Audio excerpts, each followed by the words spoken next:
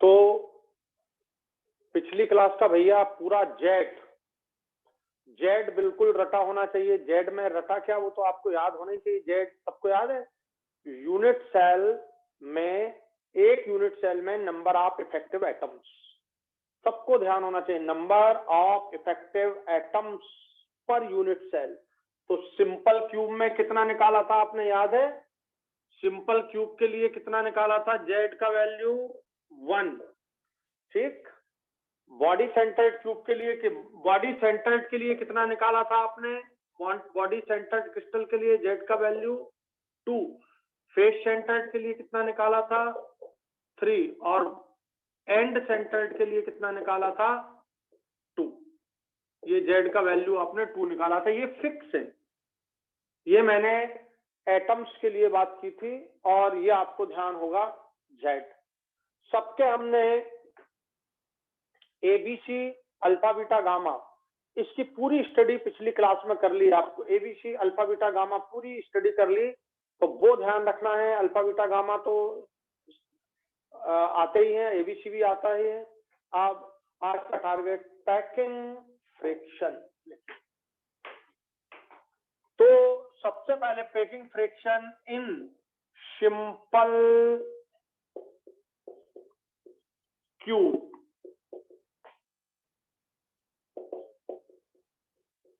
Simple cubic unit cell की हम बात कर रहे हैं।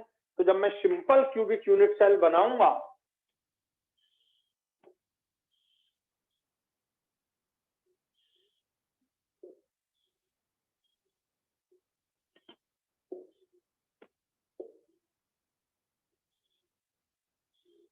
ये मैंने क्यूब बना दिया और ये सिंपल क्यूब के सेंटर है, ये सेंटर है। ये एटम जो यहाँ पर है उसका सेंटर है, ये सेंटर है, आर्क सेंटर। पर एटम कैसे रखा रहेगा, इसको समझना है। ये एटम के सेंटर रिप्रेजेंट किए हैं। These are the centres of the atom. तो एटम ये हो गया है, देखिए इस तरह से पूरा एटम, यहाँ पर ऐसा पूरा एटम आएगा। तो ये जो एटम है, ये जो एटम है, यहाँ से ये पूरा इस तरह से ये आ रहा है, ये एटम, ये ऐसा एटम है।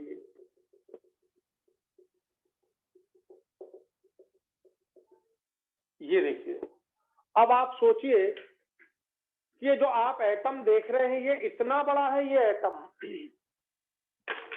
और ये आपने जो रिप्रेजेंट किए हैं, ये सेंटर है उसका, एटम का सेंटर, ठीक है। ऐसा ये एटम भी ऐसा ही है, ये एटम भी ऐसा ही है, ये ऐसा इस तरह से है ये। तो सारे एटम इस तरह से। इसका मतलब क्या हुआ कि ये जो तुम यहाँ पर एटम देख रहे हो, ये एटम देख रहे हो, ठीक है, ये इस तरह से है।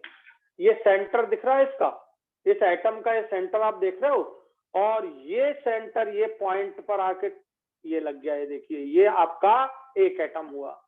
उस तरह से दूसरा एटम इस तरह, फिर ऐसा हुआ, ये दूसरा एटम हुआ।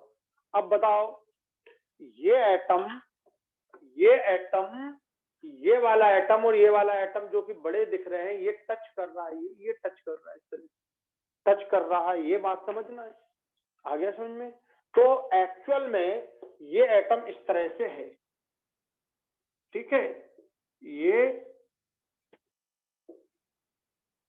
है। अब बताओ, यहाँ ये जो पॉइंट मैंने बनाए, ये अब आपको समझ आ गए होंगे। ये रेडियस है, ये यहाँ से यहाँ तक का रेडियस है, ये रेडियस ऑफ एटम, ये रेडियस ऑफ एटम, ठीक है। अब बताओ, यहाँ से यहाँ तक का जो डिस्टेंस होता है, ये जो डिस्टेंस है, या ये जो डिस्टेंस है आपका, यहाँ से यहाँ तक का जो डिस्टेंस है, ये क्या कहलाता है? Edge length a. इसमें edge length a, edge length b, edge length c तीनों बराबर है। तो हमारा ये तो क्लियर है, ए बी सी ये तीनों बराबर है। अब हम ए कैसे निकालें? यदि हम ए निकाल लें तो बी और सी बराबर है, माने ए बी सी हमको पता लग गया।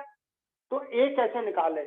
तो ये जो आपको एटम दिख रहा है, ये एटम हो सकता है, ये मॉलिक्यूल हो सकता है, ये एटम हो सकता है, मॉलिक्यूल हो सकता है। तो आर का मतलब हो गया रेडियस ऑफ, और ये स्फीयर से रिप्रेजेंट किया हमने, ये स्फीयर से रिप्रेजेंट किया, समझ गए? ये स्फीयर दिख रहा, हम तो स्फीयर को क्या मान रहे हैं, एटम या molecule.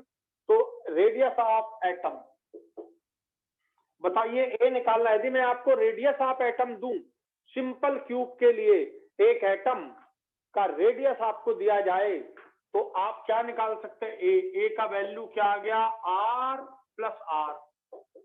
Are plus r equal to 2r, ये आपके पास आ गया ए। तो यदि मैं सिंपल क्यूब में एटम का रेडियस दे देता हूं, तो आप ए निकाल सकते हैं, ये ए आ गया। और यदि मैं ए दे दूं, तो आप आर निकाल सकते हैं, ये आर आ गया, r equal to a by 2। माने जो रेडियस ऑफ एटम है, this is half of the edge length. ये क्या है? एज लेंथ है। ये क्या है? एज लेंथ, एज लेंथ है। 3 एज लेंथ है क्यूब में 3 एज लेंथ है एबीसी, और तीनों बराबर है। तो अगर मान लीजिए हमको आर पता लग जाए, तो हम 2r इक्वल टू ए निकाल सकते हैं। ए आ गया हमारा, ये ए दिया जाए तो आप आर निकाल सकते हैं। तो what is the relation between a and r? Edge length and radius of atom. This is a equal to 2r, r equal to a by 2। Radius of atom in the simple cube is the half of the edge length, half of the edge length. तो ये बात आपको एकदम, तो सबसे important formula आपका ये हो गया है, ये दोनों सेम ही है। हो गया क्लियर? तो अब बात ध्यान से सुनिए, ये कार्नर का एटम और ये कार्नर का एटम एक दूसरे को ये टच कर रहे हैं, ये टच करते हैं, लेकिन ये वाला एटम और ये वाला एटम ये टच नहीं करता है। ये वाला अगर आपको मैं एटम बना के दे दूं, इसका नाम दे दूं 1 2 3 4, तो आपको पता लग जाएगा कि कौन सा एटम टच कर रहा है, कौन सा एटम किसी को टच नहीं कर रहा है। तो ये इसको टच करेगा, ये देखिए, ये इसको टच करेगा ये वाला, पर इसको टच नहीं करेगा। आमने सामने डायगोनल एटम है, ये डायगोनल एटम है, ये एक दूसरे को टच नहीं करेंगे। मतलब यहाँ पर जो एटम है, ये मैं यहाँ पे हाथ रखे हूँ, यहाँ पर ये जो हाथ रखे हूँ, ये दोनों एटम आपस में टच नहीं करेंगे। आ गया समझ में? हमेशा। तो ये होता है आपका डायगोनल है, यहाँ से यहाँ ये जो है डायगोनल। तो ये डायगोनल पर जो एटम है वो टच नहीं करेंगे, ये टच नहीं करेगा, ये और ये टच करेगा, ये और ये टच करेगा। जब ये दोनों टच करेंगे यहाँ पर, तो हम रेडियस ऑफ एटम इंटू 2 हमको मिल जाएगा क्या? Edge length. अब आपको ये बात क्लियर हो गई अच्छे से? लिखिए, अब अगर आपने रेडियस निकाल लिया, तो आप क्या निकाल सकते हो? ये एटम का वॉल्यूम निकाल सकते हो कि नहीं? एटम का वॉल्यूम, तो volume of an atom, volume of atom किसमें पढ़ रहे हैं? सिंपल क्यूब में। किसमें पढ़ रहे हैं? Volume of atom simple cube में पढ़ रहे हैं आप। ये सारी बातें सिंपल क्यूब के लिए कर रहे हैं। इसको मैंने नाम दे दिया स्मॉल वी। और एटम तो स्फीयर है, और स्फीयर का वॉल्यूम क्या होता है? v इक्वल टू हो गया 4/3 पाई आर क्यूब। ये हो गया आर। अगर मैंने आपको ए दिया होता तो आप आर निकाल लेते, और आर आ जाता तो आप a/2 करके 4/3 पाई आर क्यूब का वैल्यू कैलकुलेट कर सकते हैं कि नहीं? तो यह आ गया आपका वॉल्यूम 4/3 पाई a/2 का क्यूब। तो आपको यदि क्वेश्चन आए कि ए दिया जाए, the edge length of the simple cube is XYZ, जो भी दी जाए आपको, ठीक है, तो you can calculate the volume of the atom. एक एटम का वॉल्यूम आप कैलकुलेट कर सकते हैं। आगे आपका एक एटम का वॉल्यूम, मैं पूरे न्यूमेरिकल समझा रहा हूँ, बस सिर्फ आपको वैल्यू रखना है, विद्या पूरी दे रहा हूँ। तो आपको ए दिया जाए तो आर दिया जाए तो ए निकाल सकते हैं। और ये विद्या, ये टच कर रहे हैं, ये टच कर रहे हैं, इसीलिए हमने ये आर प्लस आर ले लिया, इसलिए हमने ये आर और ये आर ले लिया। ये this is equal to the a, इसी बात को समझना है। ये आ गया आपका वॉल्यूम ऑफ द एटम। यदि मैं आर देता हूं तो आप क्या निकाल लोगे? ए निकाल लोगे। 2r इक्वल टू ए, ये लिखा है 2r इक्वल टू ए। तो आप ए निकाल लोगे तो आप ए और बी और सी तीनों बराबर है, तो आप volume of the unit cell भी तो निकाल सकते हो। वॉल्यूम ऑफ यूनिट सेल, ये पूरे यूनिट सेल का वॉल्यूम, ये जो अंदर का आपको जो वॉल्यूम दिख रहा है, ये दिख रहा है, ये पूरा अपने को कैलकुलेट करना है यूनिट सेल का, ये वॉल्यूम कैलकुलेट करना है। तो कितना सिंपल है यूनिट सेल का वॉल्यूम निकालना। अगर मुझे ए मालूम हो जाए, बी मालूम हो जाए और सी मालूम हो जाए, ए मालूम हो जाए, बी मालूम हो जाए, सी मालूम हो जाए, तो मैं क्या निकाल सकता हूँ, यूनिट सेल का वॉल्यूम। लेकिन यहाँ तो ए बी सी बराबर है, तो हमको सीधा इसका मैं सिंबल दे रहा हूँ कैपिटल वी, इसका सिंबल दे रहा हूं मैं कैपिटल वी, और v इक्वल टू ये मिल गया हमको ए क्यूब मिल गया, ठीक है। या हम ऐसा भी लिख सकते हैं 2r का क्यूब, तो वॉल्यूम हमको मिल गया 2r का क्यूब। ये v मिल गया, ये v मिल गया, ये स्मॉल v मिल गया, ये कैपिटल V मिल गया। z, अगली बात है z, number of atoms, number of sphere, number of molecule, atom या मॉलिक्यूल आपके स्फीयर है, number of atoms per unit cell, ये जेड आपका, ये कितने दिख रहे हैं, 8 इंटू 1/8, ये आपका 1 आ गया, आप सबको भूलना नहीं है, ठीक है। तो आप 10 बार कर चुके हैं, तो 1, ये आपका 1 आ गया। अब बताइए एक एटम का वॉल्यूम, एक एटम का वॉल्यूम आप निकाल चुके हो, ये कितने एटम है, 8, पर 8 नहीं है, ये 8 दिखने के है, एक्चुअल तो एक का कितना हिस्सा आ रहा है इसमें, एक का कितना हिस्सा आ रहा है इसमें, 1/8, तो मल्टीप्लाई किया 1/8 तो आपका आ गया 1, ठीक है। तो इस वी में volume of atom into number of atom, volume of atom into number, मतलब ये तो 1/8 आ रहा है ना, इसका भी 1/8 आएगा, इसका भी 1/8 आएगा, तो 1 हुए। तो नंबर ऑफ एटम्स 1 और वॉल्यूम ऑफ एटम मल्टीप्लाई कर दें तो वो वॉल्यूम जो इस यूनिट सेल का जो एटम का पार्ट ऑक्यूपाई कर रहा है, 1/8 पार्ट ऑक्यूपाई कर रहा है, वो आप निकाल सकते हैं। आ गया समझ? तो वॉल्यूम ये लिख लें जल्दी से,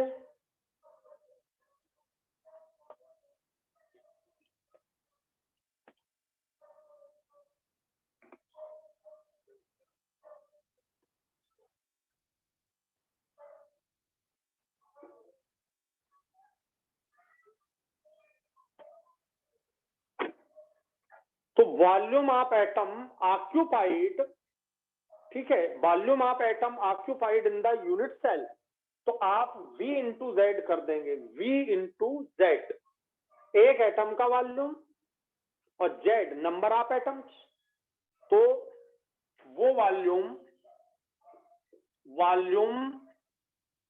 occupied by atoms in unit cell क्या आ रहा है, एक एटम का volume into z number of atoms, ये वो वॉल्यूम आ जाएगा जो ये एटम्स यहाँ पर ऑक्यूपाई कर रहे हैं, ये वाला पार्ट 1/8 ये आ गया आपका इतना, V इंटू जेड, ठीक है। और पेकिंग फ्रैक्शन कैसे निकालेंगे, पेकिंग फ्रैक्शन इक्वल टू आ गया V into Z upon capital V ये रखा है। वॉल्यूम ऑक्यूपाइड टोटल ये आ गया आपका, तो volume occupied by atoms divided by the total volume of the unit cell is called क्या, बोलो, पेकिंग फ्रैक्शन। ये पेकिंग फ्रैक्शन आ गया। V का वैल्यू आपके सामने रखा है 4/3 पाई r की जगह आप a/2 ले लो, a/2 cube divided by volume of unit cell रखा है कितना ए क्यूब, ये ए क्यूब रखा है, ये ए और ये भी क्यूब है, ये भी क्यूब है, कैंसिल हो गया। तो आपका पेकिंग फ्रैक्शन का वैल्यू आ गया π/6, ये आ गया π/6, ये फाइनल पेकिंग फ्रैक्शन आ गया।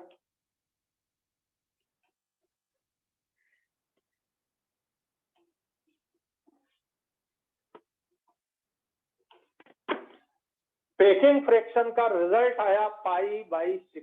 अब क्वेश्चन क्या आता है, पेकिंग फ्रैक्शन पाई के टर्म में दें तो π/6, और पाई का वैल्यू कितना होता है,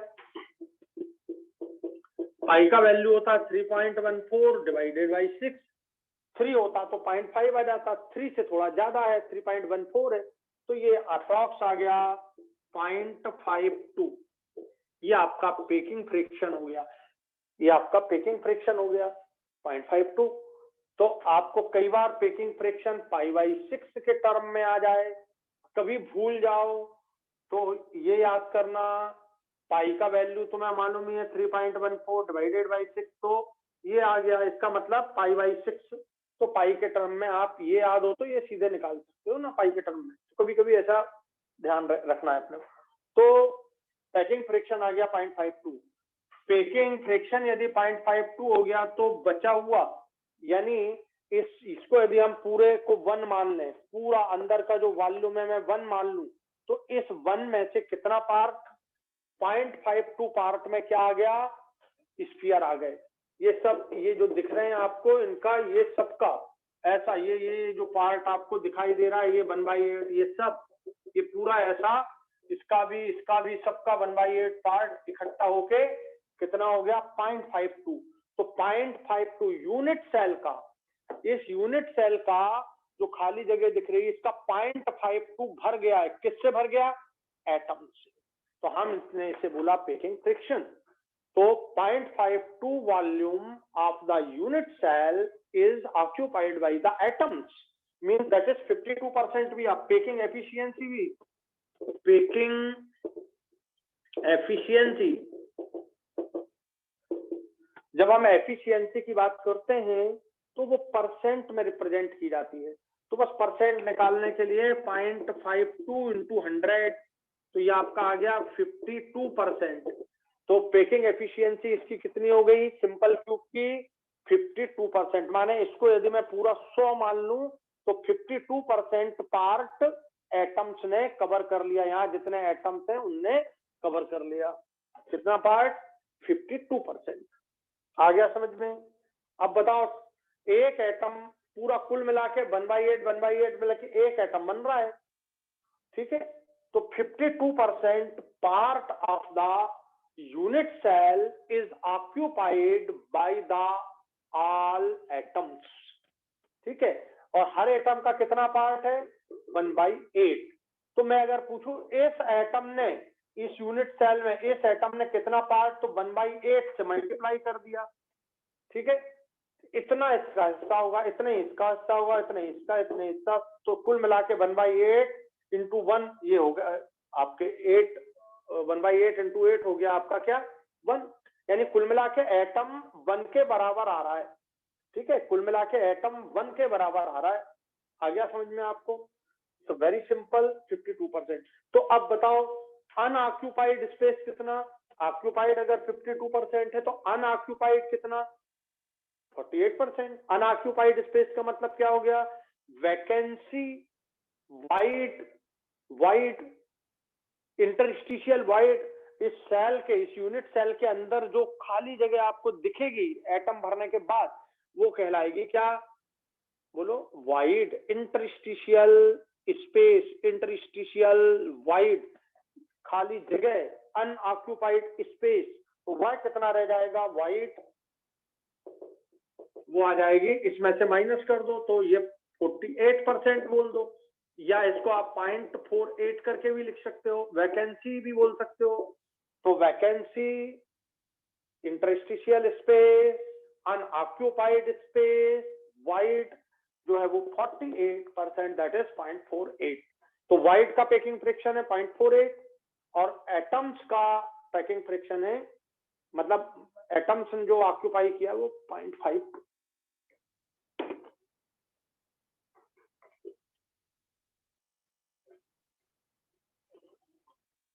अब आपको कैसा भी क्वेश्चन आए तो आप पहचान लेंगे इस क्वेश्चन को।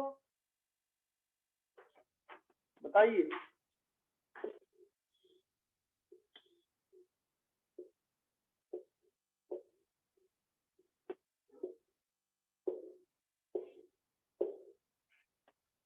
ध्यान दीजिए कैसे एक्चुअल में कैसा है, ये ऐसा, ये यहाँ पर, और ये दूसरा एटम इसी तरह से यहाँ पर ये आ गया, ये दोनों एटम के सेंटर, यहाँ से यहाँ आर, ये आर, और ये आपका इस सेंटर से इस सेंटर का डिस्टेंस ए है, और इस सेंटर से इस सेंटर का डिस्टेंस, ध्यान से सुनना अगली बात, इस सेंटर से इस सेंटर का डिस्टेंस इंटर न्यूक्लियर डिस्टेंस, ये इंटर न्यूक्लियर डिस्टेंस जो नियरेस्ट एटम्स के बीच का इंटर न्यूक्लियर डिस्टेंस है, नियरेस्ट एटम्स, ये नियरेस्ट एटम है दोनों, ये नियरेस्ट नहीं है, इसके सामने फिर से एक बार देखिए, ये वाला और ये वाला नियरेस्ट है, सबसे इससे ज्यादा नियरेस्ट तो कुछ भी नहीं है, क्योंकि ये यहाँ पर टच कर रहे हैं दोनों, और ये वाले नियरेस्ट नहीं है, ये डायगोनल, यहाँ वाला और यहाँ वाला, यहाँ कुछ जगह खाली होगी, यहाँ कुछ जगह खाली होगी, तो नियरेस्ट एटम के बीच का डिस्टेंस,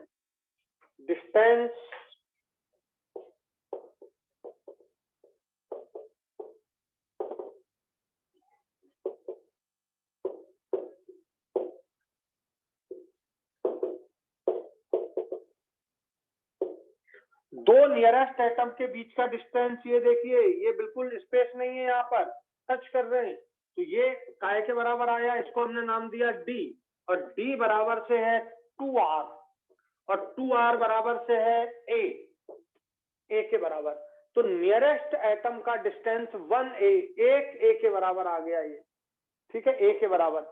तो अगर आपसे क्वेश्चन पूछा जाए कि सिंपल क्यूब में नियरेस्ट एटम्स के बीच का डिस्टेंस क्या है, तो नियरेस्ट एटम्स को पहचानना है कौन से हैं, तो these are the nearest atoms and the distance between two nearest atoms are equal to 2r, that is equal to a, that is equal to the edge length. समझ गए? ये वाला फर्स्ट एटम और सेकंड एटम ये nearest हो गए, और ये जो थर्ड है ये थर्ड एटम है, और ये डिस्टेंस यहां तक की, ये सेकंड नियरेस्ट डिस्टेंस, ये distance between second nearest atoms, ये वाली डिस्टेंस जो मैंने करली बनाई, ठीक है। तो ये जो डिस्टेंस है जहां मैं पकड़े हूं, ये जो है ये सेकंड नियरेस्ट एटम के बीच का डिस्टेंस है, और ये नियरेस्ट एटम के बीच का डिस्टेंस है, ये वाला, ये आ गया समझ। और नियरेस्ट एटम के बीच का डिस्टेंस ही क्या है, ए है, और सेकंड नियरेस्ट एटम के बीच का डिस्टेंस ये आप निकाल सकते हैं डायगोनल, ये डायगोनल, तो ये ए अब भी निकाल लेंगे डायगोनल, ठीक है, कितना आना चाहिए, सेकंड नियरेस्ट एटम का डिस्टेंस निकाल सकते हैं। देन अब आप मुझे बताइए कि पाई के टर्म में क्वेश्चन आए, न्यूमेरिकल के टर्म में आए, वी आपसे अकेला वी पूछा जाए, अकेला आपसे जेड पूछा जाए, वी इंटू जेड माने वो जो स्पेस ऑक्यूपाई कर रहा है वही निकाला, पर वी में से इतना ऑक्यूपाई किया, तो हमने उसे पेकिंग फ्रिक्शन बोल दिया, ऑक्यूपाइड इतना है।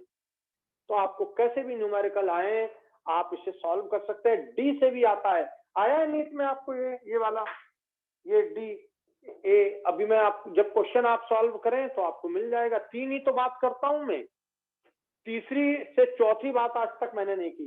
पहली बात जो मैं आपको समझा रहा हूं वो आपको एग्जैक्टली बिल्कुल माइंड में 100% फिट हो जाना चाहिए, याद हो जाना चाहिए, रट जाना चाहिए, ऐसा मैं डिजाइन देता हूं कि आपको याद हो जाए, ठीक है। और न्यूमेरिकल का पोर्शन व्यू भी ऐसा दे देता हूं कि आपको वो बन जाए। दूसरी बात आपको एनसीईआरटी का एक क्वेश्चन, और तीसरी बात पिछले साल के पूरे पेपर 2020 तक के तीसरी से चौथी बात मैंने आज तक नहीं की। क्यों नहीं की? क्योंकि डेविएट करना कोई मतलब का नहीं, सिर्फ आप इतना कीजिए बस। और जो आपके पास बुक हो, मैंने एक बुक रेफर की, उसका नाम है सेल्फ स्कोरर, वो आप कर लीजिए। जितना इसके बाद बचे हुए टाइम में आप ये करिए, बस इतना कर लेंगे, सही कॉन्सेप्ट होगा, दुनिया में कोई नहीं रोक सकता, बस कॉन्सेप्ट सही होना चाहिए। आप मैं एक एक वर्ड पढ़ा रहा हूँ इस कॉपी से, इस क्लास से बाहर, बोर्ड पे लिखे हुए से बाहर एक क्वेश्चन नहीं जाएगा कभी, रट डालिए बिल्कुल।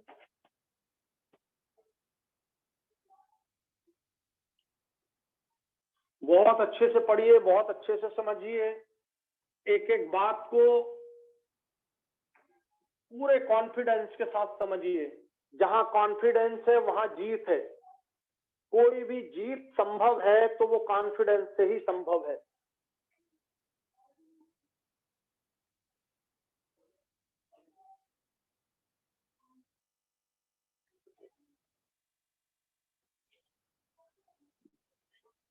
कॉन्फिडेंस के अलावा कोई भी चीज, मैं एक बड़ा अच्छा एग्जांपल देता हूं। पाकिस्तान भारत की पहले वॉर हुआ था ना, पाकिस्तान वॉर इंडिया के साथ, तो इंडिया ने रूस को 500 स्पेशल जीप का ऑर्डर दिया था जो पर्वत पे चढ़ जाए और गोले फेंक सके, 500। लेकिन केवल आई उस समय थी 50, 500 नहीं आई, समझे। 50 जीपों को इधर उधर जगह जगह पे लगा दिया और हल्ला कर दिया कि यार 500 जीपें आ गई हैं। पाकिस्तान ने आक्रमण ही नहीं किया, बोले यार इनके पास तो इतना है, कॉन्फिडेंस केवल कि 500, लो भैया। तो मैं एक छोटा सा एग्जांपल दिया जीत का, जहां कॉन्फिडेंस है वही जीत है, जहां कॉन्फिडेंस है वही जीत है। चलिए नेक्स्ट है,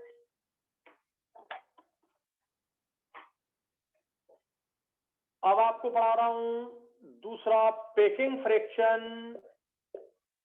of FCC face centred cubic unit cell. ये face centred cubic unit cell के बारे में हम पढ़ते हैं, इसकी मैं पूरी बात समझा रहा हूं, इसको अच्छे से समझिए। देखिए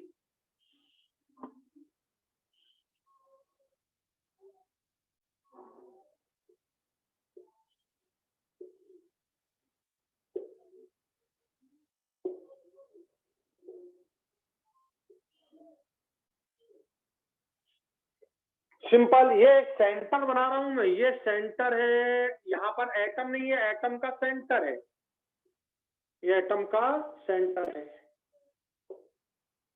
फिर एटम कैसे होंगे, एटम तो बड़े बड़े हैं, एटम तो बड़े बड़े हैं, उनको अब फेस सेंटर्ड का अपर फेस ये देखिए, ये लोअर फेस, ये साइड फेस, ये साइड फेस, ये सामने वाला फेस देखिए, ये सामने वाला फेस और ये पीछे वाला फेस पर, ये सेंटर हो गए, ठीक है। इनमें आपने इसको देखना ध्यान से, इसको देखो,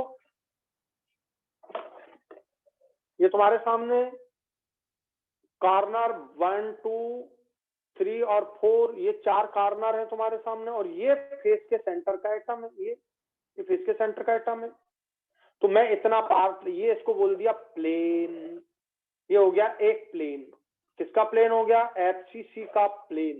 तो FCC के प्लेन पर 1 2 3 4 एटम, और ये एक सेंटर में एटम है। आप इस पर देख सकते हो कोई सा भी प्लेन, ये देखिए, ये देखिए, ये प्लेन साइड वाला दिख रहा है, ये 1 2 3 4।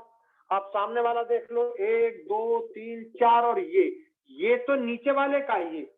अब इसको हटाओ, इसको देखो, 1 2 3 4, और ये इसका सेंटर है आपका, इसका सेंटर ये हो गया, इसका, और इसका, इस वाले का सेंटर ये है, तो ये एटम दिख रहा है, इस नीचे वाले का सेंटर ये है, तो ये नीचे वाला एटम दिख रहा है। तो आप इसको देखो, ये मैं ज्यादा डार्क कर रहा हूं, ये हुआ, ये हुआ, ये हुआ, ये हुआ, और ये हुआ, ये जो ज्यादा डार्क किया मैंने, इसको मैंने यहां बना दिया।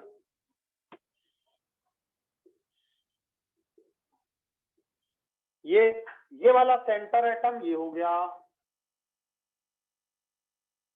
ये इसका सेंटर जो आप देख रहे हो, ये वाला ये हो गया। अब इसको थोड़ा बड़ा बनाना पड़ेगा, मैं थोड़ा सा बड़ा मैं बनाता हूं इसको, ये, ठीक। अब ये देखो, ये हो गया आपका,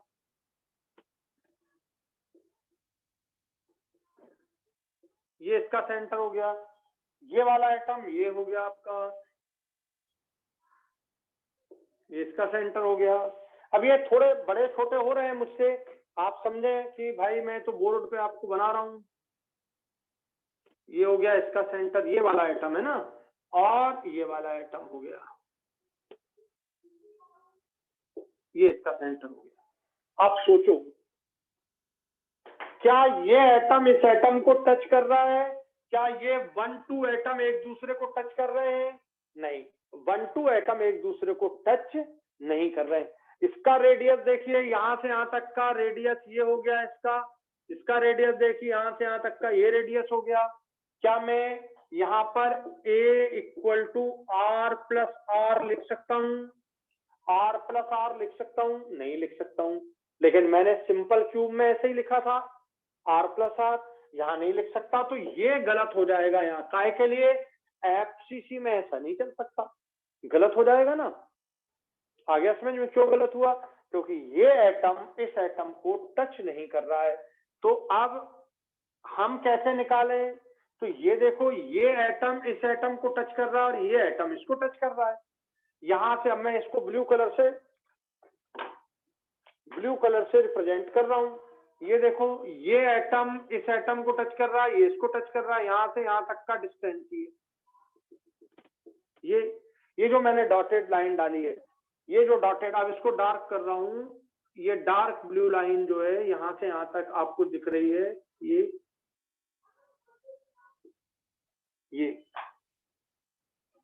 एटम यहां से यहां तक का डिस्टेंस R हो गया, यहां से यहां तक का, यहां से यहां तक का इसका R हो गया, यहां से यहां तक का ये R हो गया, यहां से यहां तक का ये R हो गया। अब बताओ, ये हो गया R, कितने R हो गए? 1 2 3 4, 4 R हो गए। माने आपने यहां से यहां तक का डिस्टेंस लिया, ये एटम इस एटम को के बीच का डिस्टेंस है, ये टच कर रहा है, ये टच कर रहा है, तो ये लिया है आपने। और इसको आप कैसे रिप्रेजेंट कर रहे हो? ऐसे, इस पे देखो, आपने ये और ये लिया, ये वाला, ये जो है यहां से यहां तक का जो डिस्टेंस है, इसको आप बोलोगे 4R, और ये कहलाएगा बॉडी फेस डायगोनल। ये आपका हो गया, इसका नाम हो गया आपका फेस डायगोनल नाम दे दिया। आप चाहें तो इस पॉइंट को आप बोल दो A, इस पॉइंट को आप बोल दो B, और इस पॉइंट को आप बोल दो C। तो AC आपका हो गया फेस डायगोनल। अच्छा, A और B, यहां से यहां तक का डिस्टेंस तुम जानते हो कितना होता है? यहां से यहां तक का डिस्टेंस बोलो।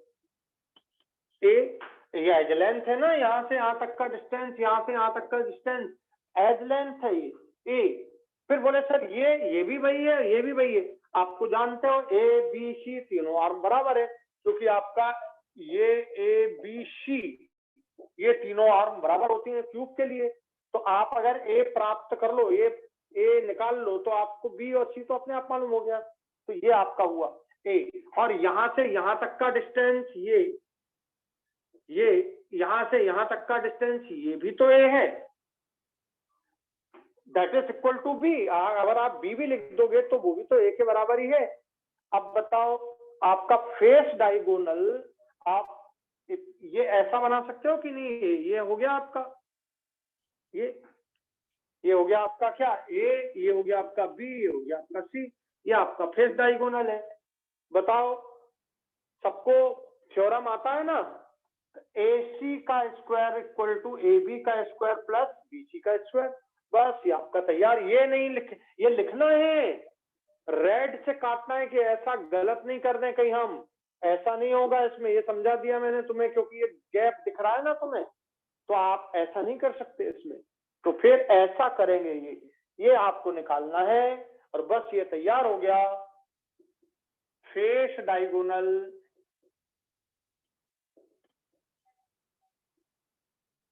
ठीक है, जो कि इसका नाम आपने दिया है AC।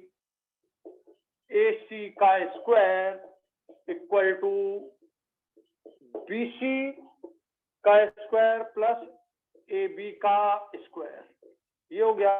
बताओ AB का वैल्यू कितना है A, और BC का वैल्यू भी कितना है A, तो और इसका वैल्यू कितना है 1 2 3 4। ये हो गया आपका 4R स्क्वायर। AC का value that is equal to 1 2 3 4R square equal to BC हो गया A, AB हो गया A का स्क्वायर प्लस A का स्क्वायर, ये मिल गया हमको 4R square equal to 2A का स्क्वायर, और ये हमको मिल गया 4R इक्वल टू √2A। ये रिलेशन मिल गया।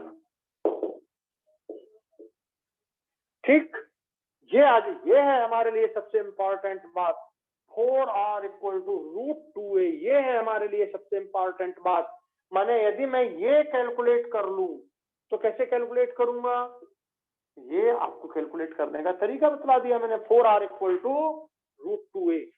अब ध्यान से सुनना, यदि तुमको फेस क्या दिया, क्या पढ़ना होगा, क्वेश्चन सॉल्व करते समय पहले दिया होगा FCC क्रिस्टल, उसका एज लेंथ A हो, XYZ कुछ भी दे, तो रेडियस ऑफ एटम क्या होनी चाहिए, तो आप निकाल सकते हो 4R equal to √2A।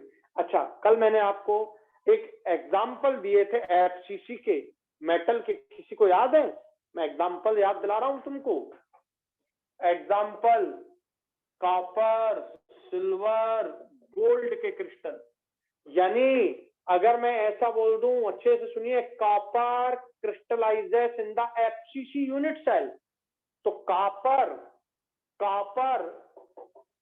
Exist in the FCC unit cell, तो एकदम दिमाग में बात आ जानी चाहिए। तो कॉपर यानी ये भी कॉपर का एटम, ये भी कॉपर का एटम, ये भी कॉपर का एटम, ये भी सब कॉपर की दुनिया, ये भी कॉपर, ये भी कॉपर, ये भी कॉपर, ये भी कॉपर और ये भी कॉपर। समझ गए? इसलिए ये कॉपर और ये कॉपर एक दूसरे को टच कर रहे हैं यहां तक, तो ये कॉपर का रेडियस 4R इक्वल टू, ये रिलेशन बना, ये टच नहीं कर रहे हैं, तो हम √2A से सॉल्व करेंगे। आ गया समझ में?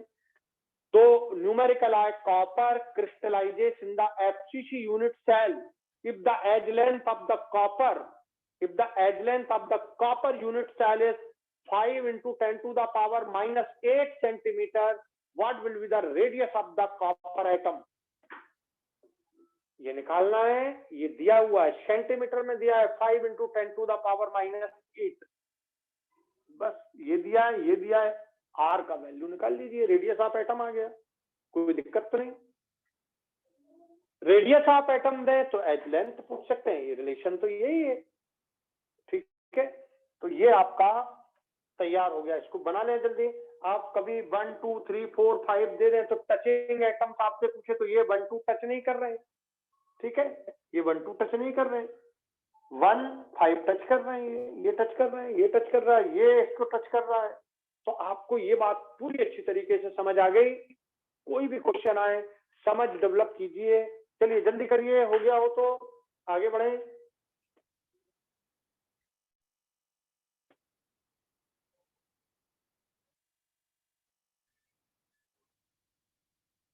अब देखिए,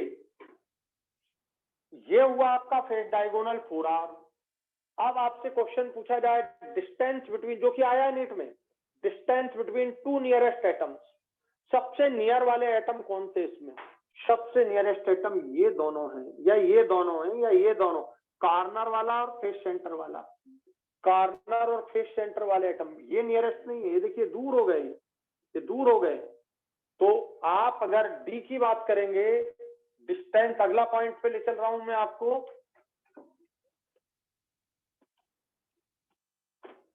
डिस्टेंस बिटवीन 2 नियरेस्ट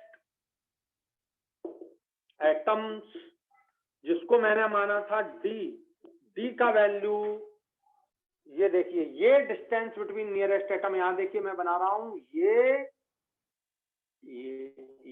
डी है, ये आपका डी है।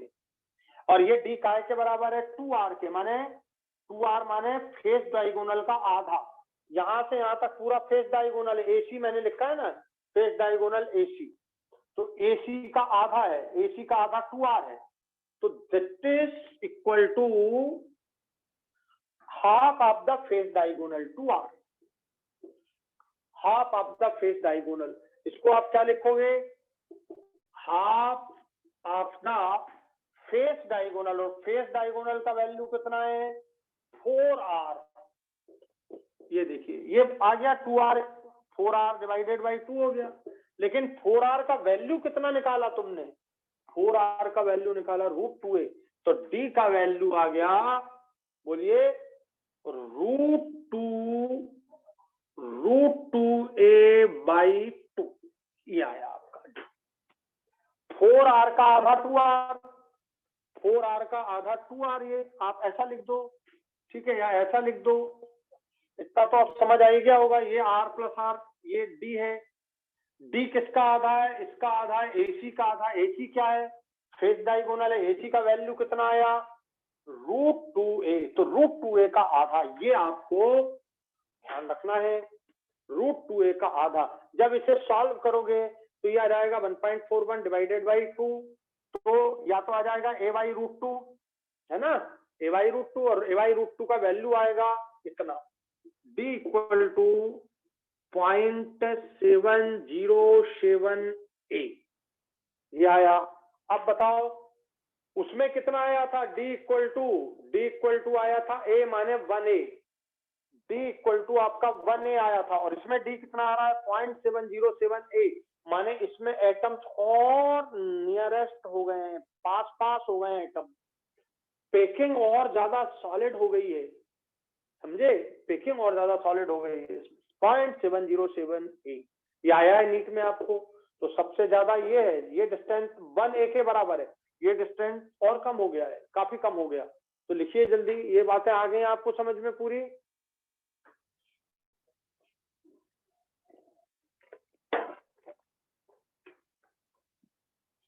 आगे बढ़ रहे हैं हम, तो यदि आपको d दिया जाए, यदि आपको d दिया जाए तो आप a निकाल सकते हो, a आ जाए तो आप r निकाल सकते हो, r आ जाए किसी भी डायरेक्शन से आपको क्वेश्चन दिया जाए, यदि r आ गया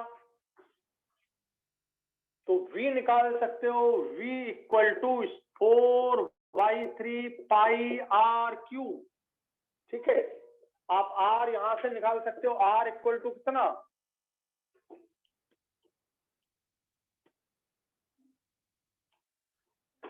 r इक्वल टू ए मिल गया हमको √2a by 4, r equal to √2a by 4, ये मिल गया स्मॉल v नाम दिया था मैंने वॉल्यूम ऑफ एटम, ये वॉल्यूम ऑफ एटम है, वॉल्यूम ऑफ एटम, ये एटम या molecule sphere, v equal to हमको मिल गया 4/3 पाई √2a बाई 4 इसका क्यूब, ये मिल गया हमको r, इधर से भी निकाल सकते हो r, आप इधर से भी निकाल सकते हो, d से भी निकाल सकते हो, डायरेक्शन कोई भी हो, ये आ गया आपका v। r दिया जाए तो r का वैल्यू तो सीधा रखे तो कोई बच्चा निकाल देगा, अगर मान लो कोई बोल दे किसी बच्चे से 8th क्लास के कि भैया रेडियस ऑफ एटम दिया जा रहा है तो उसका वॉल्यूम कितना, बोले 4/3 पाई r क्यूब, r का वैल्यू दो, लेकिन हमें r एक के टर्म में फाइंड करना है, और ये आपका सबसे इंपॉर्टेंट फॉर्मूला ये है 4r इक्वल टू √2a। दो बोल क्लियर हो गया आपको, ये आ गया आपका ए के टर्म में, ए का वैल्यू रखना, आपका वॉल्यूम आ जाएगा, ठीक है। अगली बात, ये आ गया आपका वॉल्यूम, Z आप जानते हो number of effective atoms per unit cell, तो आप जानते हो कि ये कार्नर वाले और ये फेस वाले, कार्नर वाले 8 × 1/8 और फेस वाले कितने 6 × 1/2, तो Z का वैल्यू आपका आता है 4, यानी दिखते तो हमें बहुत ज्यादा है लेकिन एक्चुअल में होते कितने 4, दिखते कितने 8 कार्नर पर और 6 फेस पर, 14 दिखते हैं, 14, लेकिन होते एक्चुअल में कितने, ये एक्चुअल है, ये एक्चुअल तो वो भी हैं, पर वो शेयर्ड है और ये अनशेयर्ड है। तो बात ध्यान रखना, कभी कभी क्वेश्चन आता है कि एक सिंगल यूनिट सेल बनाने के लिए, एफसीसी का यूनिट सेल बनाने के लिए मिनिमम हमें कितने एटम चाहिए। ठीक है, तो वो 14 चाहिए आपको, 8 कॉर्नर पर लगाने पड़ेंगे और 6 फेस पर लगाने पड़ेंगे। लेकिन इफेक्टिव नंबर पूछे जाए तो कितने हैं, ये इफेक्टिव नंबर है। इफेक्टिवली हमें 4 ही की जरूरत है।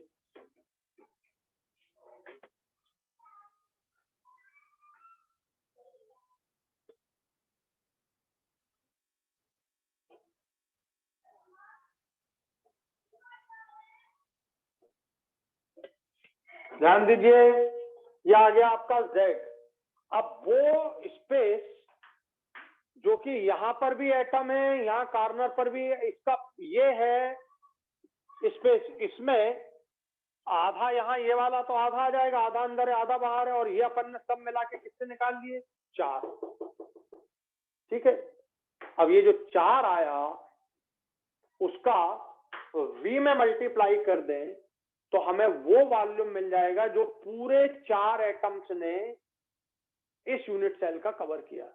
और पैकिंग फ्रैक्शन हम निकाल लेंगे, packing fraction equal to V into Z upon capital V। बोले सर कैपिटल V, भाई कैपिटल V तो क्या होगा, V equal to a cube, क्योंकि यहां से यहां तक ए है, यहां से यहां तक ए है, ए क्यूब हो गया। और ए आपको कैसे निकालना है, ये आपका ए है, ये आपको सब तरीका मालूम है, ए निकालने का तरीका मालूम हो गया। 4r equal to √2a, 4r equal to √2a, r दिया जाए तो ए निकाल लेना, ए आ गया तो ए क्यूब आ जाएगा, ए वॉल्यूम आ जाएगा। तो आपको ए और आर का ही रिलेशन समझना है मेन, जिसमें ए और आर का सही रिलेशन समझ लिया वो सब निकाल लेगा। तो V equal to a cube आ गया। ठीक है, अब आपका ये पैकिंग फ्रैक्शन आ गया। V है आपका 4/3 पाई, ये ए के टर्म में रख रहा हूं, √2a/4 का cube divided by A cube. A cube से तो ए क्यूब को जाना ही है। ठीक है, आप पाई के टर्म में पैकिंग फ्रैक्शन निकालो कितना आता है, पाई के टर्म में पैकिंग फ्रैक्शन निकाल लो। पाई के टर्म में जैसे आपने वहां π/6 निकाला था, वहां कितना निकाला था आपने, π/6। यहां देखो कितना आता है, सॉल्व करके पाई के टर्म में निकालो कितना आता है जल्दी से। ठीक है, आप निकाल लो इसको।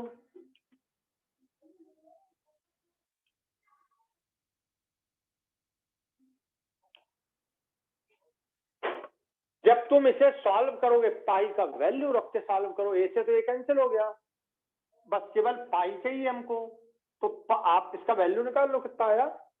पैकिंग फ्रैक्शन जब पाई का वैल्यू रखोगे तो ये आ जाएगा 0.7, ये पैकिंग फ्रैक्शन आ गया। मतलब पूरे यूनिट सेल का वॉल्यूम यदि मैं 1 मान लूं, ये 1 यूनिट मान लूं, 1 यूनिट वॉल्यूम मान लूं, तो इसका 0.74 ऑक्यूपाई कर लिया एटम्स ने। ये वो वॉल्यूम है जो एक यूनिट सेल में एटम्स कवर करते हैं। ये मैंने आपको पहले निकाल दिया, number of atoms into V, small v। तो पैकिंग फ्रैक्शन आ गया ये। पैकिंग एफिशिएंसी, पैकिंग एफिशिएंसी ये आ गई 74%। इंटरस्टिशियल स्पेस वाइड जो आ गई वो 0.26, दैट इज 26%। वाइड लिखिए, unoccupied space of the unit cell लिखिए, unoccupied space of the unit cell, void interstitial space, तो ये जो है वह 26% आ गया। अब आप बताइए, ये सब बातें आपको आ गई पूरी समझ में अच्छे से।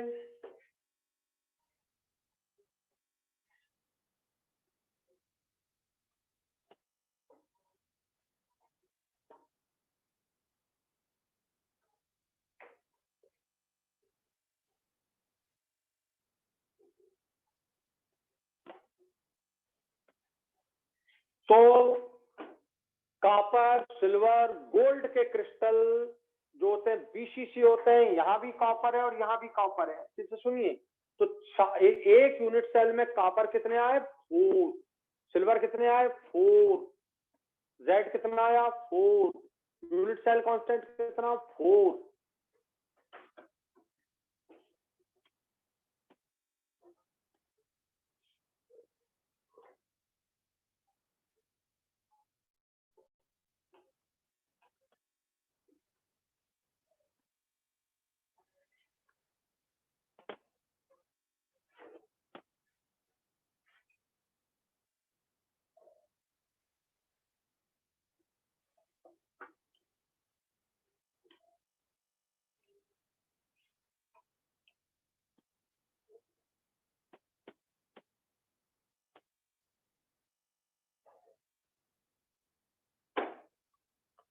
लिखिए अगला, बीसीसी यूनिट सेल के बारे में अपन पढ़ रहे हैं। Packing fraction of BCC unit cell, ठीक, बीसीसी ध्यान दीजिए, बीसीसी बनाते हैं अपन, देखिए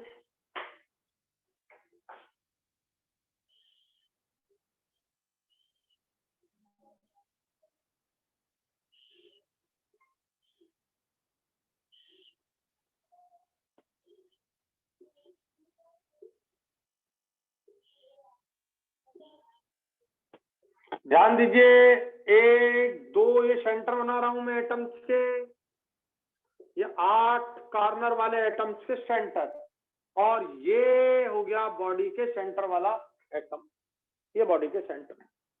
ध्यान से सुनना है, ध्यान से सुनना है। ये जो एटम है ये इसको तो टच करेगा, इन सबको टच करेगा, 8 को टच करेगा, लेकिन ये एटम और ये एटम आपस में टच नहीं करेंगे। कॉर्नर कॉर्नर के एटम आपस में टच नहीं करेंगे, ठीक है। माने आप क्या नहीं लिख सकते, A इक्वल टू 2R नहीं लिख सकते यहां भी, क्योंकि ये वाला एटम ऐसा रहेगा। इसको अगर मैं बनाऊंगा तो ये कलर चेंज कर रहा हूं यहां पर, ध्यान से देखिए कैसे बनाते हैं, बनाने का तरीका देखिए, जो लाइन डली रहती है उसको समझिए। ये वाला एटम इसको टच कर रहा है, ये देखिए, ये ऐसी लाइन डली रहेगी आपकी एटम के बीच, ये वाला एटम इसको टच कर रहा है, ये वाला एटम टच कर रहा है, ये वाला एटम टच कर रहा है, ये टच कर रहा है, ये टच कर रहा है, ये टच कर रहा है, और ये टच कर रहा है। ऐसे 8 एटम इस सेंटर एटम को टच कर रहे हैं, ये सेंटर वाले एटम को 8 एटम टच कर रहे हैं। समझ आ गया? तो कोऑर्डिनेशन नंबर इसका 8 होगा। ये देखिए यहां पर, इसको अगर आप ध्यान से देखें तो ये जो एटम है बिल्कुल सेंटर में, यहां ये एटम बिल्कुल सेंटर में, तो कॉर्नर का एटम इसे टच करेगा, ये वाले कॉर्नर का, ये वाले इस तरफ वाले कॉर्नर का एटम भी इसे टच करेगा, कॉर्नर के सारे एटम इस सेंटर एटम को टच करेंगे। कॉर्नर के सारे एटम 1 2 3 4 और 4 पीछे, 8 कॉर्नर के एटम इस सेंट्रल एटम को टच करेंगे, लेकिन कॉर्नर वाला कॉर्नर वाले को टच नहीं करेगा। लिखिए, कॉर्नर वाला कॉर्नर वाले एटम को टच नहीं करेगा। कॉर्नर के all 8 atoms present at the corner touches the central atom। तो कोऑर्डिनेशन नंबर कितना हो गया सेंट्रल एटम का? 8। कोऑर्डिनेशन नंबर भी समझा दिया मैंने आपको यहाँ पे, आगे भी अपन बहुत सारे कोऑर्डिनेशन नंबर समझेंगे। तो यहाँ पर कोऑर्डिनेशन नंबर कितना हो गया? 8। आ गया समझ में? अब बताओ, जब ये टच नहीं कर रहे हैं तो क्या तुम A equal to R plus R यहां लिख सकते हो? ये गलत, यहां भी नहीं लिख सकते, यहां भी नहीं लिख सकते हम। समझ आ गया? अब क्या है, अब बात समझने की है कि जब ये वाला एटम, ये देखिए, ये कॉर्नर का एटम, ये सेंटर वाला, बॉडी सेंटर वाला एटम, और ये कॉर्नर का एटम, ये 3 ले लिए मैंने, ये वाले, ये देखिए ये ले रहा हूं मैं, ये और ये ले लिए 3। ये वाला ये है, ये सेंटर, बॉडी सेंटर्ड एटम है ये बॉडी सेंटर्ड एटम है, और ये कॉर्नर के एटम है, ये कॉर्नर के, ये कॉर्नर का एटम, ये बॉडी सेंटर, ये कॉर्नर का, ये आपका ये बन गया बॉडी डायगोनल। ये ऐसा, ये जो बना ये बॉडी डायगोनल कहलाया। तो बॉडी डायगोनल को कैसे पहचानोगे? इसमें देख लो,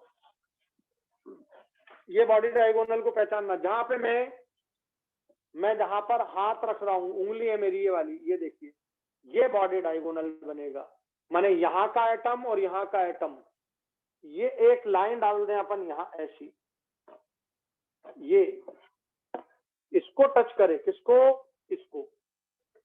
तो ये अंदर से ये वाला कॉर्नर और ये वाला कॉर्नर टच कर जाए, एक लाइन डाल दो आप, ये वाला कॉर्नर और ये वाला कॉर्नर एंटी हो गए ना, ये एंटी, ये कॉर्नर टच करे। और अगर तुमने ये वाला कॉर्नर और ये वाला कॉर्नर टच करा दिया, ये दोनों, ये वाला, तो ये कहलाएगा क्या? ये वाले टच करें तो ये कहलाएगा फेस डायगोनल। ये वाला टच करे, ये देखो मेरी उंगली, और ये टच करे तो ये फेस डायगोनल है। और ये अंदर वाला टच करे ये, तो ये बॉडी डायगोनल। समझ आ गया? तो आप जो है बात कर रहे हो बॉडी डायगोनल की, तो ये आपका हुआ बॉडी डायगोनल। ये जो है आपका ये बॉडी डायगोनल, ये जो हुआ आपका ये बॉडी डायगोनल कहलाया। यहां से यहां तक ये बॉडी डायगोनल, ये बॉडी डायगोनल। और ये यहां से यहां तक, ये जो आपका है ये ए है, यहां से यहां तक का जो डिस्टेंस आप जानते हो ये ए है, ठीक है। और अब इसको कैसे पहचाने? यहां ध्यान से समझिएगा, आप समझने वाली समस्या है। तो एक तो हो गया आपका क्या? ए, ये तो हो गया आपका ए, ये हो गया आपका बॉडी डायगोनल, ये वाला ऐसा अंदर, ये कॉर्नर से इसका, और ये वाला जो कॉर्नर है, ये कॉर्नर है, ये बॉडी डायगोनल बन रहा है आपका। ये आपका क्या बन रहा है? ए बन रहा है यहां से, और यहां से यहां तक का ये आपका एक बनेगा क्या? Face diagonal. एक बनेगा फेस डायगोनल, एक बनेगा आपका फेस डायगोनल।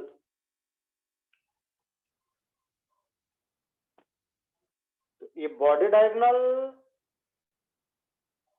ये आपका हुआ यहां से यहां तक ए, और यहां से ये हुआ फेस डायगोनल। ये आपका हुआ बेटा ए, ये हुआ बॉडी डायगोनल, और ये हुआ फेस डायगोनल। फेस डायगोनल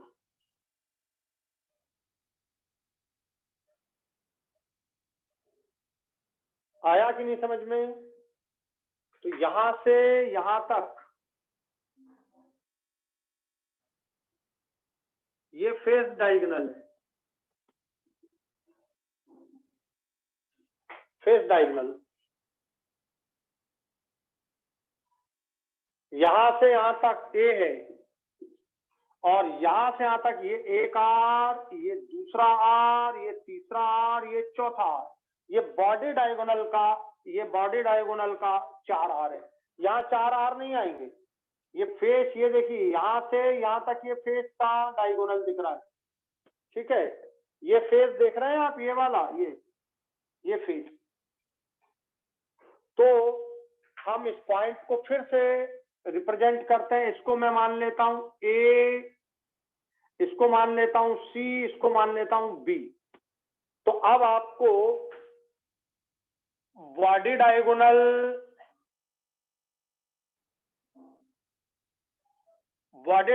का स्क्वायर जो कि आप जानते हैं AC का स्क्वायर दिख रहा है हमें, इक्वल टू ये AC का स्क्वायर इक्वल टू AB का स्क्वायर BC का स्क्वायर, AB का स्क्वायर प्लस BC का स्क्वायर।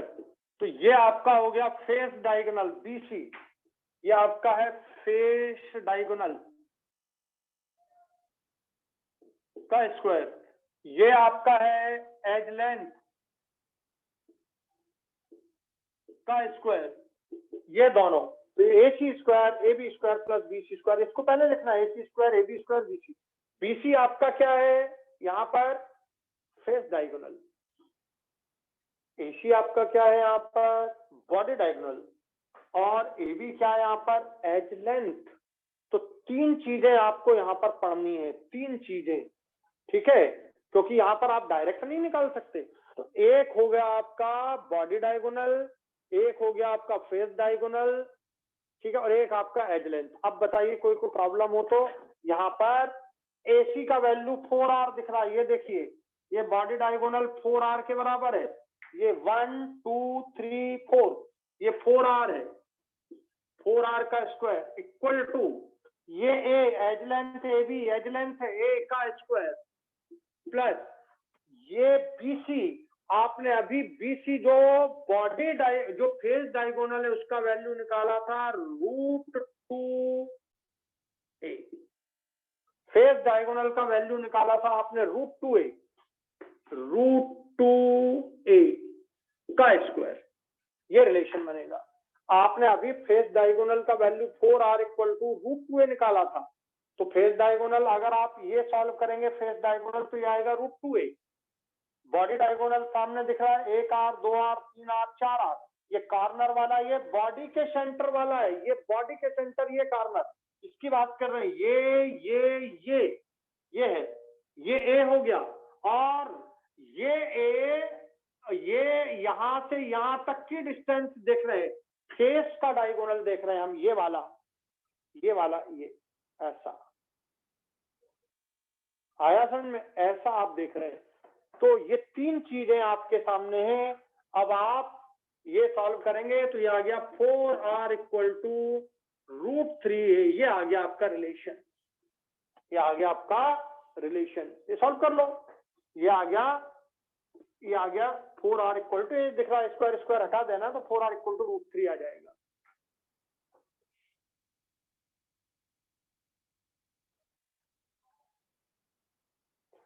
ये चाहिए मुझे, ये समझा दिया मैंने, ये चाहिए मुझे, ये चाहिए बस याद, 4R इक्वल टू √3a काय के लिए है, फॉर BCC, क्या पढ़ रहे हो BCC के लिए। अगर मैं BCC में एज लेंथ A दूं, अगर मैं BCC में एज लेंथ A दूं तो आप रेडियस ऑफ एटम निकाल सकते हो, और यदि आपको रेडियस ऑफ एटम दूं तो आप क्या निकाल सकते हो, A निकाल सकते हो। बोले सर एग्जाम्पल कल आपको दिए थे मैंने इसके BCC के एग्जाम्पल, BCC के आपको एग्जाम्पल दिए थे, सोडियम का क्रिस्टल, पोटेशियम, रुबिडियम, सीजियम, इनके क्रिस्टल, ये BCC क्रिस्टल है। आयरन का भी होता है, आयरन तो दोनों में होता है, HCC भी होता है BCC भी होता है। तो ये हो गया आपका। अब यहाँ पर बात समझना, ये भी पोटेशियम का एटम, ये भी पोटेशियम का एटम, ये भी पोटेशियम का एटम, ये भी सारे एटम पोटेशियम के, तभी तो हमने क्या लिखे 1 2 3 4R, सारे atom potassium potassium potassium potassium potassium potassium के क्रिस्टल सब जगह, आठों ये पोटेशियम है और ये भी पोटेशियम है। तो पोटेशियम का क्रिस्टलाइजेशन होता है BCC में। पोटेशियम का कोऑर्डिनेशन नंबर हो गया 8, इन सबके कोऑर्डिनेशन नंबर कितने 8, ये सेंट्रल एटम का कोऑर्डिनेशन नंबर 8, पोटेशियम का कोऑर्डिनेशन नंबर 8।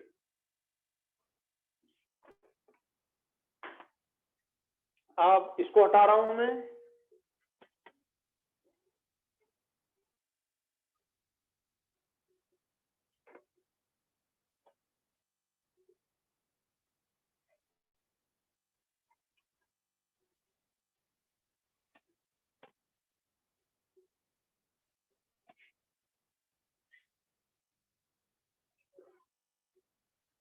अब बताइए एज लेंथ दिया जाए तो आर निकाल सकते हैं, आर दिया जाए तो एज लेंथ निकाल सकते हैं। आर इक्वल टू क्या मिल गया हमको, √3a/4। ये आपको ए दिया जाए तो आप आर निकाल सकते हैं। आर क्या है, रेडियस ऑफ एटम, तो स्मॉल वी निकाल सकते हैं। स्मॉल वी क्या है, volume of the atom, 4/3 pi r cube. Small v, इस एटम का वॉल्यूम कितना आ गया, 4/3 पाई आर, आर का वैल्यू कितना, √3a/4 का क्यूब, ये आ जाएगा आपका। तो आपको रेडियस की बात करें तो रेडियस निकाल लीजिए, एटम की बात करें वॉल्यूम की तो एटम का वॉल्यूम निकाल लीजिए। जेड कितना होता है बीसीसी के लिए, बताइए जेड कितना होता है बीसीसी के लिए, 2। इनके लिए जेड का वैल्यू इनके लिए 2। कितने पोटेशियम है, एक यूनिट सेल में 2 एटम है, कितने पोटेशियम है, 2 एटम है, एंड जेड का वैल्यू कितना हो गया, 2। अब पैकिंग फ्रैक्शन इक्वल टू क्या होता है, V into z upon capital V। Capital V निकालिए, कैपिटल V तो आप क्या निकाल लेंगे, कैपिटल V क्या आएगा बताइए, a³। कैपिटल V का मतलब क्या है, volume of the unit cell. Capital V का मतलब क्या है, volume of the unit cell. Volume of the unit cell तो a³ ही होता है, क्योंकि A में तो ये तीनों बराबर है, a³। बस वैल्यू रखिए इस पे, फटाफट वैल्यू रखिए इसमें स्पीड से। ये अभी हटा नहीं रहा हूं क्योंकि अभी अपने को इसकी जरूरत है।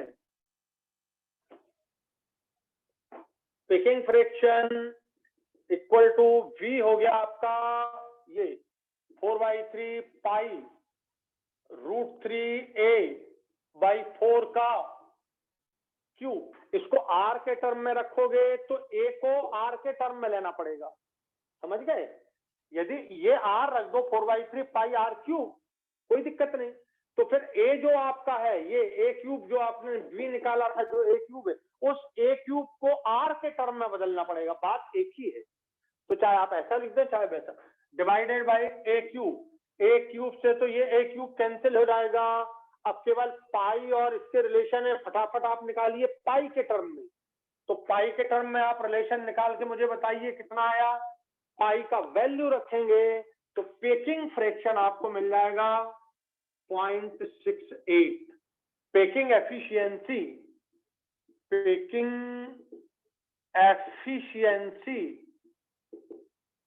ये मिल जाएगी 68%। वाइड ये मिल जाएगी 0.32%, वाइड 32%। इंटरस्टिशियल स्पेस या अनऑक्यूपाइड स्पेस कितना है, 32%। तो सबसे ज्यादा पैकिंग एफिशिएंसी किसकी थी, 74% एचसीसी की। फिर जल्दी लिखिए,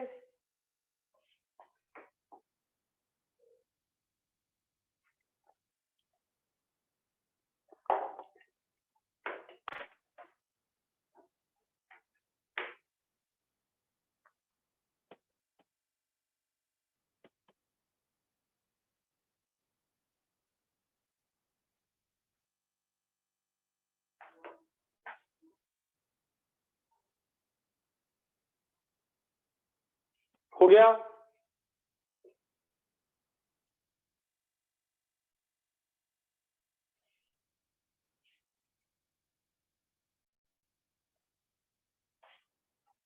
मल्टीप्लाइड बाई, यहाँ 2 से मल्टीप्लाई करना भूल गया हूं मैं, V इंटू जेड, जेड है 2, Z2 है, जेड से मल्टीप्लाई कर देना।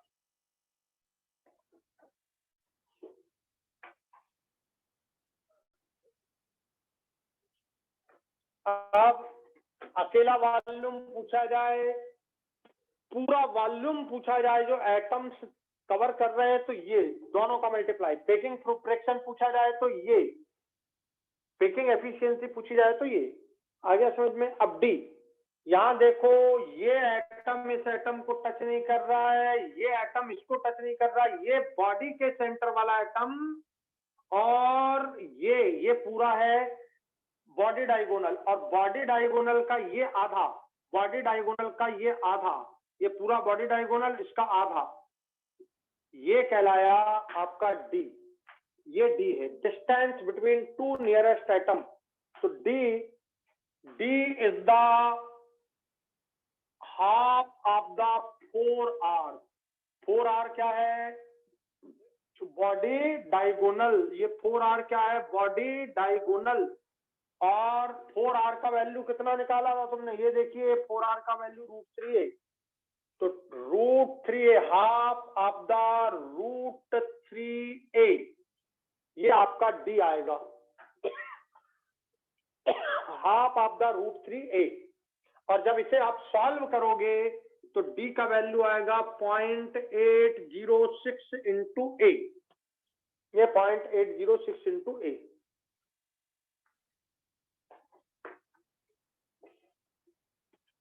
देखो इसमें याद करने वाली कोई ऐसी चीज नहीं है, बस थोड़े से समझने वाली चीज है, थोड़ा मैथमेटिकल है, हल्का फुल्का।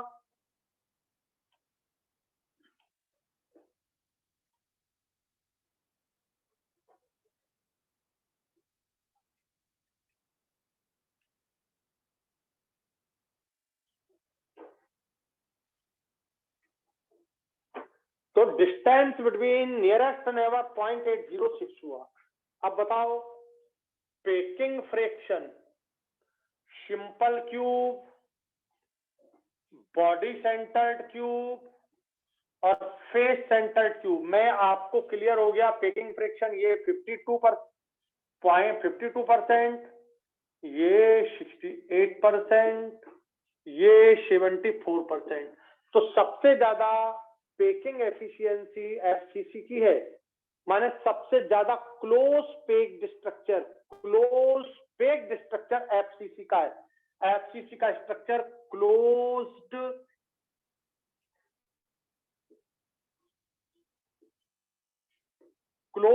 पेक्ड, ठीक है, क्लोज्ड पेक्ड है मोस्टली, क्यूबिक क्लोज पे, इसको हम बोलते हैं क्यूबिक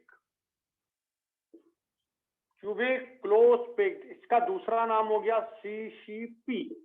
तो सीसीपी का मतलब ही होता है एफसीसी। क्यों बोला सीसीपी?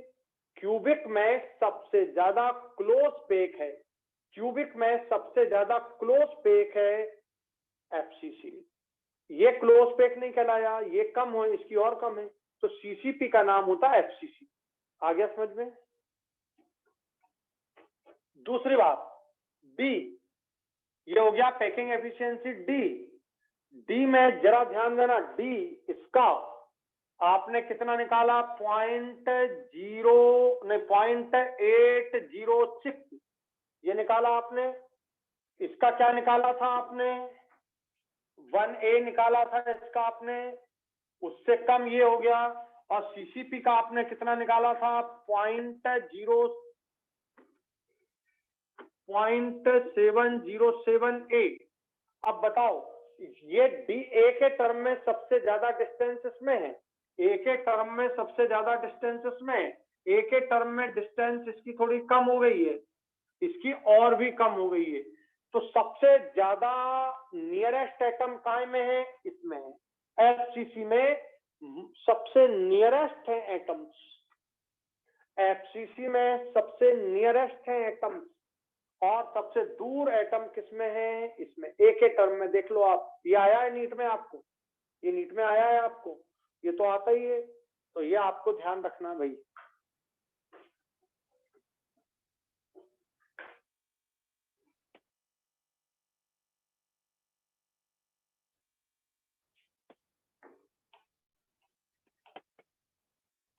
मैं एक बात और यहां पे लिखता हूं, ये हो गया डी, कोऑर्डिनेशन नंबर।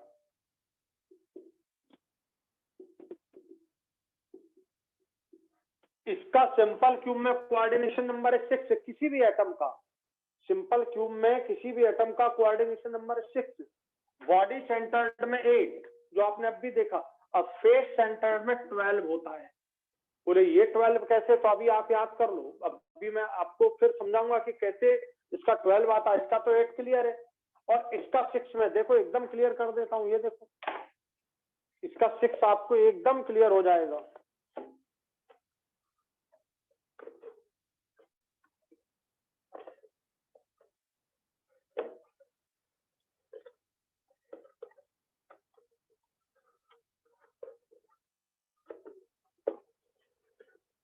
इसका सिंपल क्यूब का 6 समझना। जैसे आपको इस एटम का कोऑर्डिनेशन नंबर निकालना है, पहले कोऑर्डिनेशन नंबर की करेक्ट डेफिनेशन समझ लो। कोऑर्डिनेशन नंबर की करेक्ट डेफिनेशन है इस एटम को कितने एटम टच कर रहे हैं उनकी संख्या। Number of touching atoms is called coordination number. इसको देखो कैसे, ये है यहाँ पर, तो इसको ये टच कर रहा है, ये जो लाइन पड़ी है ये इसको टच कर रहा है। अब भी बताया आपको, ये इसको टच कर रहा है, तो इसका एक ये हो गया, दूसरा टच करने वाला ये हो गया, तीसरा टच करने वाला ये हो गया, तो 3 तो ये दिख रहे हैं। इसके ऊपर एक यूनिट सेल ऐसा ही रखा है ना, ये देखो, इसके ऊपर ये इसका कर रहे थे अपन, तो इसके ऊपर ये यूनिट सेल यहाँ रखा है, ये वाला एटम भी इसको टच कर रहा है, तो कितने हो गए इसको टच करने वाले? 1 2, इधर वाला 3, इधर वाला 4 हो गए। अब इधर देखो, ऐसे यूनिट सेल तो आगे रखा है, ये रखा है यहाँ पर, ये दिख रहा है ये, तो ये वाला जो एटम है यहाँ, ये जो टच कर रहा है ये 5, और नीचे वाला एक और हो जाएगा वो 6। तो इस तरह से 6 एटम इसको टच कर रहे होते हैं। आप ऐसा घर पे बना के देख लेना, बिल्कुल अच्छे से देखना बना के कि यार कैसे 6 टच कर रहे हैं। इसको देखो, 1, इधर वाला 2, इधर वाला 3, इधर वाला 4, ऊपर वाला 5 और 1 इधर है, ऐसा 6 आ गया समझ में। तो 6 8 12, ये 8 तो बिल्कुल एकदम क्लियर थे, जो बॉडी के सेंटर में है, तो ये 8 कॉर्नर पर जो है वो बॉडी के सेंटर वाले को टच करेंगे। 4 ये बिल्कुल बॉडी को खोल दो ऐसे, इस तरह से, और इसमें अंदर एटम रखो तो वो 8 टच करेंगे। सिंपल है। इसमें थोड़ा आपको टफ रहेगा, इसको मैं समझाऊंगा, टफ ये भी नहीं है, बस समझ आ जाएगा आपको अगली क्लास में। चलिए, आज की पूरी बातें समझ आ गई आप लोग को?